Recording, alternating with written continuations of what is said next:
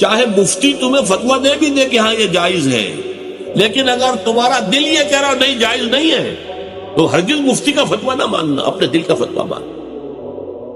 صلاح الدین ایوبی رحمۃ اللہ علیہ کا بیٹا یا نور الدین زنگی کا، یہ میں ذرا اس وقت مغالطہ ہو رہا ہے، شدید بیمار ہو گئے۔ سب طبیبوں نے کہا کہ شراب پینی ہوگی انہیں، اسی سے کچھ شفا کی امید ہے۔ ان کے سامنے کہا گیا یہ تو حرام ہے۔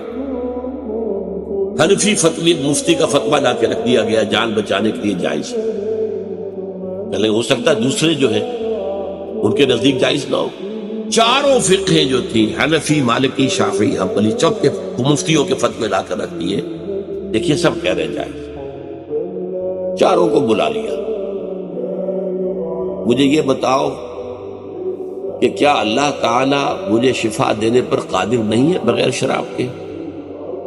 نہیں جی نہیں، اللہ تو قادر ہے۔